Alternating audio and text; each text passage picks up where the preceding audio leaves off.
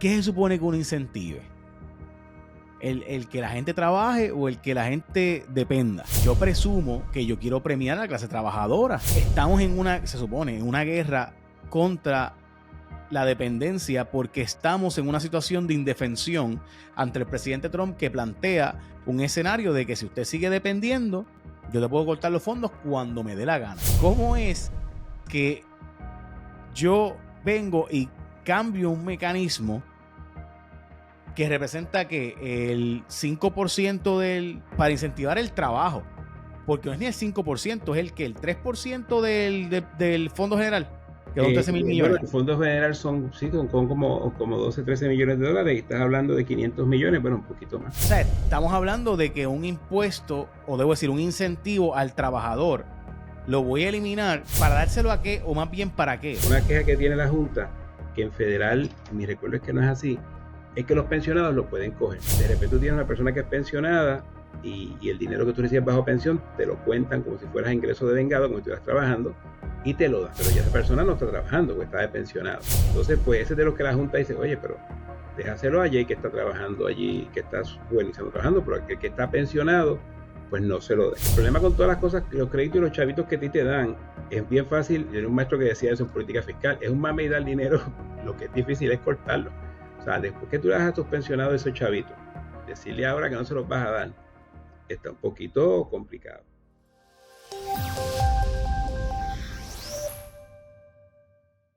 Y ahora quería preguntarte sobre...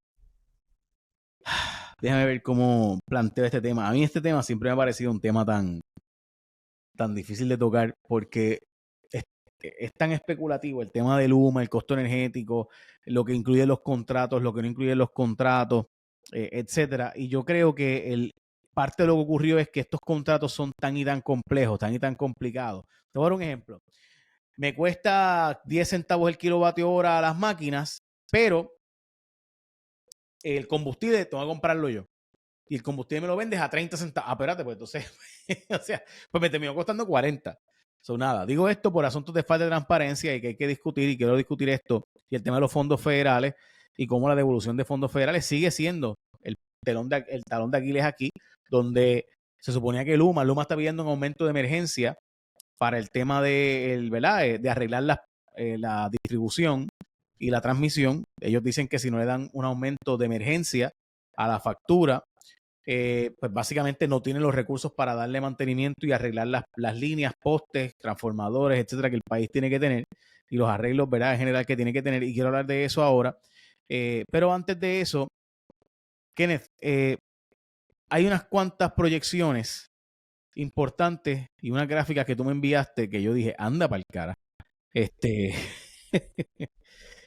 Y quiero tocar el tema desde la perspectiva de el Income Tax Credit, realmente cuánto impacto fiscal realmente tiene en Puerto Rico. Quiero saber tu perspectiva de lo que hice, ¿verdad? Del recorte que se está planteando. Y también quisiera saber cuántos son los fondos que realmente llegaron a Puerto Rico, si esto tiene un impacto realmente favorable o no favorable a Puerto Rico.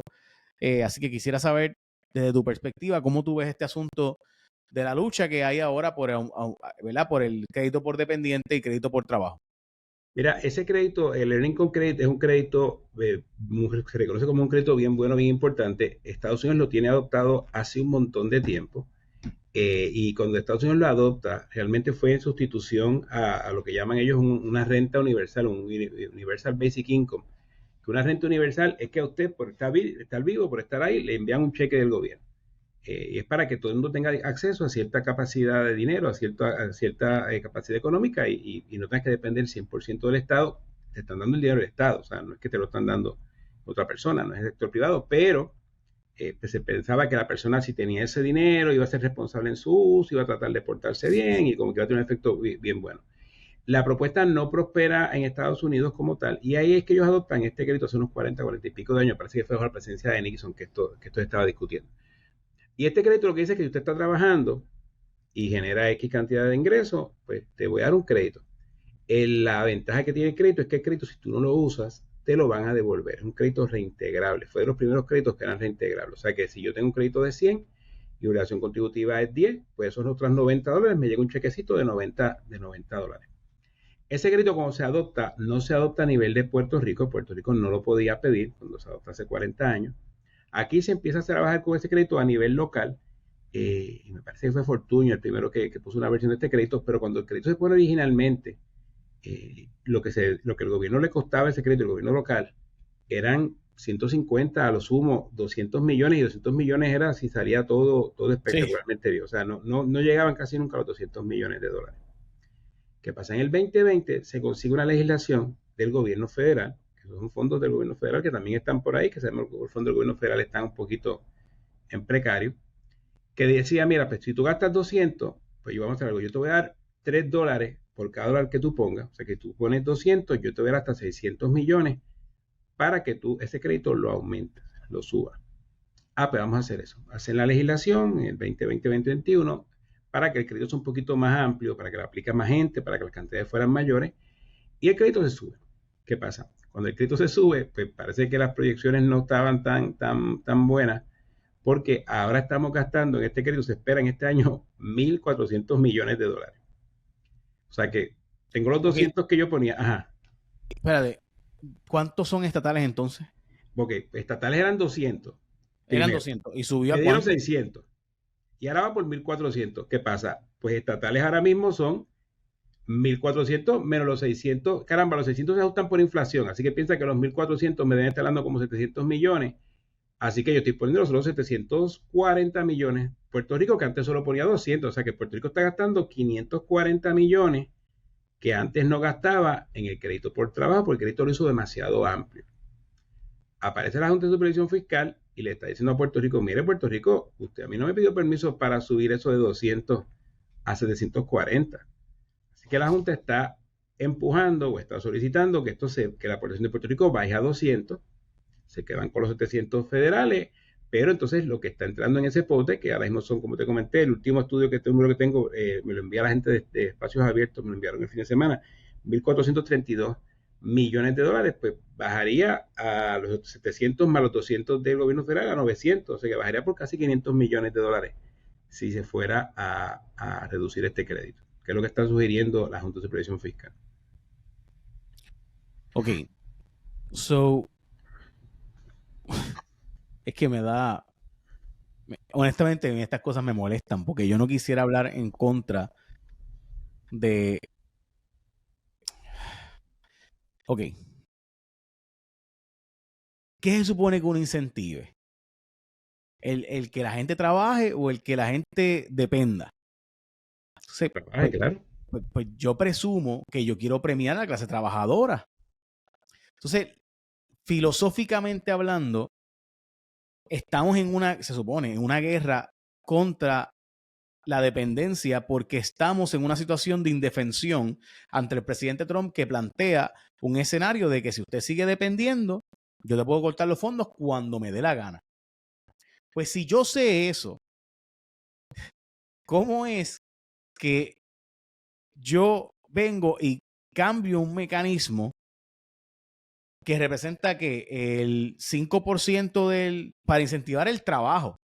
Porque no es ni el 5%, es el 3% del Fondo General, que son 13 mil millones. Bueno, el Fondo General son como 12, 13 millones de dólares, y estás hablando de 500 millones, bueno, un poquito más.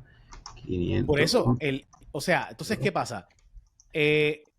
Yo honestamente no puedo comprender. Tú sabes, ¿cómo es posible que digamos que 5%, vamos a... tenías razón, 4.6%. Pues, o sea, estamos hablando de que un impuesto, o debo decir, un incentivo al trabajador, lo voy a eliminar para dárselo a qué, o más bien para qué. O sea, no sé, honestamente, para que al gobierno le sobre más dinero, pues en teoría para pagarle a los acreedores y para que tenga más soltura con el dinero. Lo que pasa es que la Junta se queja de que cuando hicimos la legislación a nivel local fuimos muy generosos. Por ejemplo, una queja que tiene la Junta, que en federal, mi recuerdo es que no es así, es que los pensionados lo pueden coger. Entonces, pues, de repente tú tienes una persona que es pensionada y el dinero que tú recibes bajo pensión te lo cuentan como si fueras ingreso de vengado, como si estuvieras trabajando, y te lo dan. Pero ya esa persona no está trabajando, porque está de pensionado. Entonces, pues, ese es de lo que la Junta dice, oye, pero déjaselo a Jay que está trabajando allí, que está buenísimo trabajando, pero aquel que está pensionado, pues no se lo dé. El problema con todas las cosas, los créditos y los chavitos que a ti te dan, es bien fácil. Era un maestro que decía eso en política fiscal, es un mame y dar dinero, lo que es difícil es cortarlo. O sea, después que tú le das a tus pensionados esos chavitos, decirle ahora que no se los vas a dar, está un poquito complicado. Esto súmale también que tiene los 600 millones del gobierno federal, que eso es una ley que hicieron, o sea, es una asignación que se hizo, no han vuelto a decir más nada de eso, ni que lo van a dejar, ni que lo van a quitar. Yo tenía miedo con la cuestión de Doge y Elon Musk, que iban a ver los 600 millones y no los iban a quitar. Ahora que Elon se fue, ya lo votaron, pero no está haciendo eso, pues los 600, los 600 sobreviven, pero, o sea, podría pasar que el gobierno federal diga, mira, no te voy a seguir dando eso, te lo voy a seguir dando hasta X años.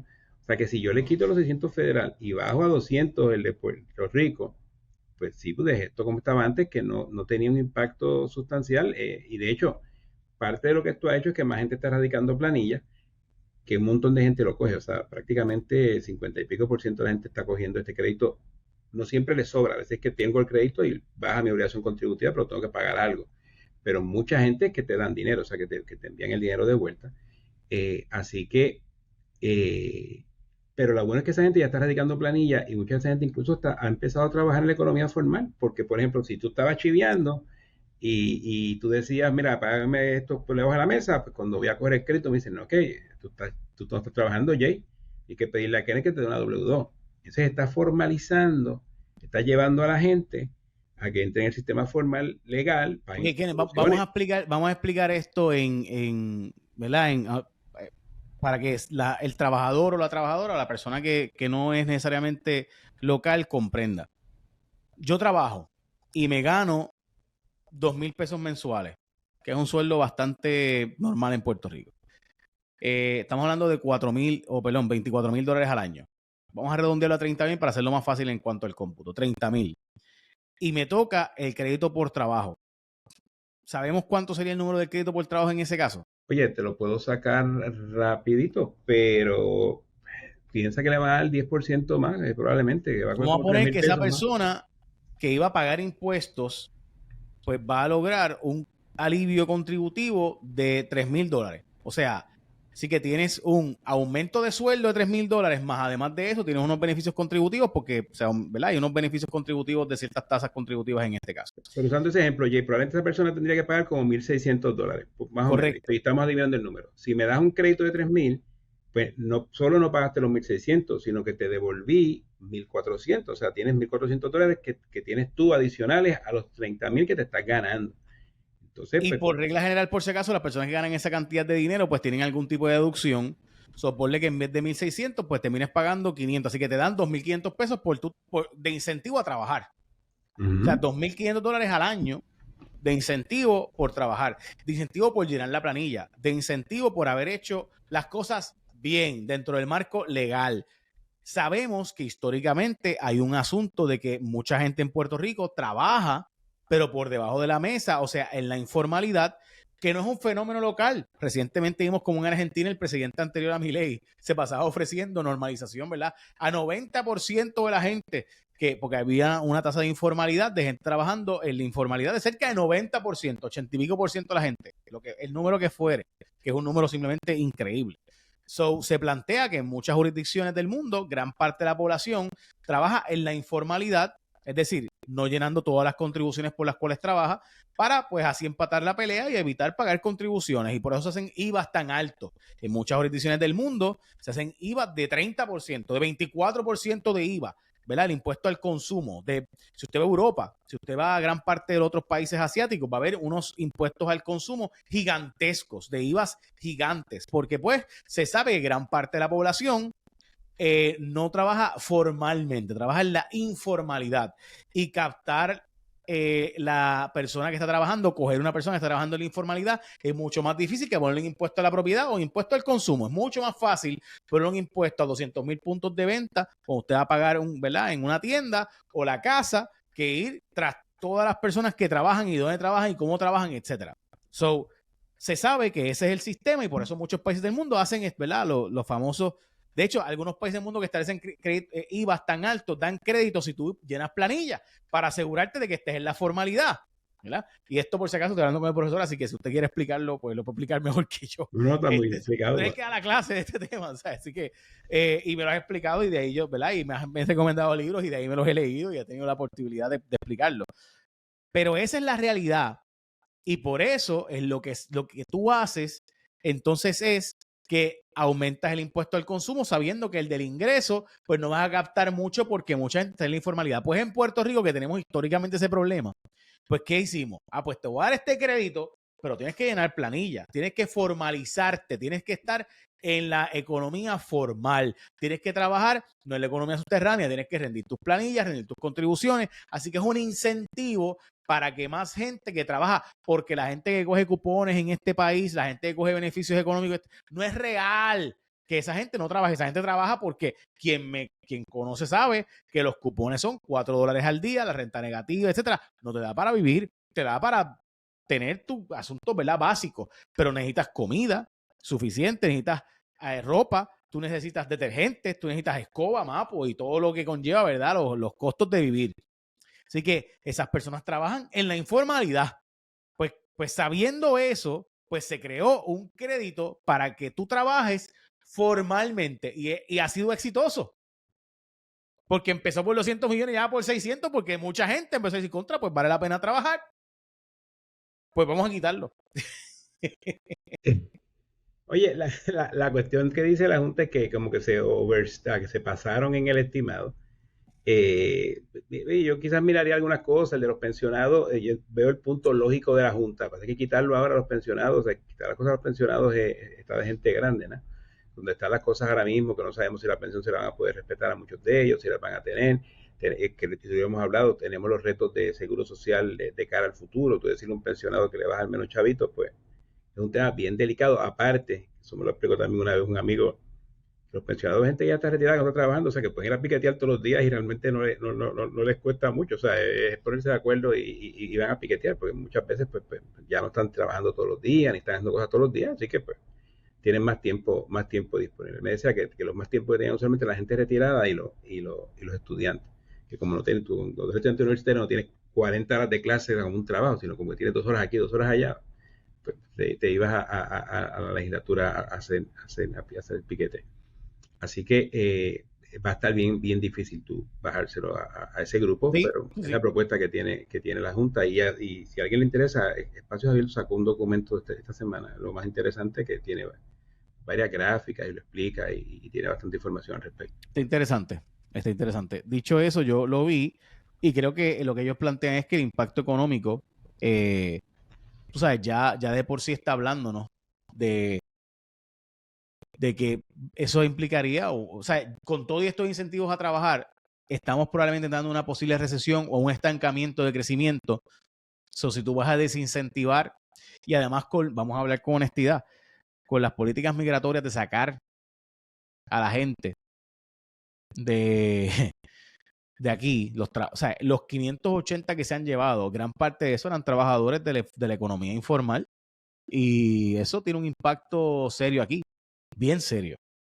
Y lo que pasa es que hay un libro, creo que se llama Rachel Refuse, que es un libro de la gente de Cato Institute, que habla de la gente que viene ilegalmente, ¿no? Sin pedir permiso de un país a otro. Y ellos sacan que el 90 y pico por ciento de la gente viene a trabajar bien. O sea, siempre se mete un malandrín de una ganga o vender drogas, ese tipo de cosas, pero por mucho son los menos. Y de hecho el libro es bien bueno, porque dice que no solo aportan en la cuestión económica, que cogen unos trabajos que más nadie que a lo mejor coge, te aumenta la fuerza laboral.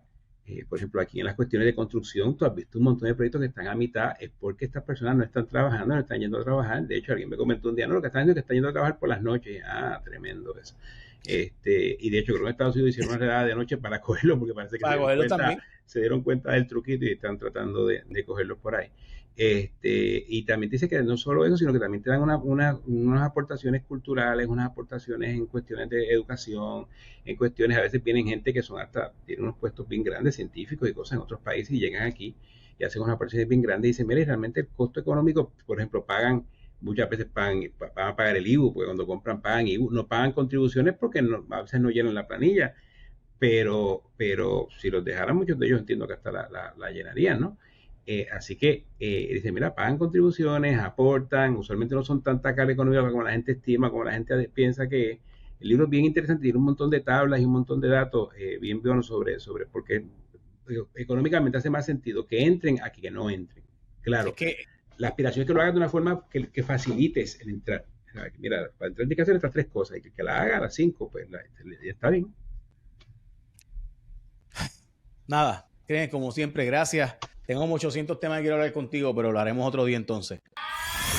Si llegaste hasta aquí, tú eres parte de la resistencia. Ahora suscríbete.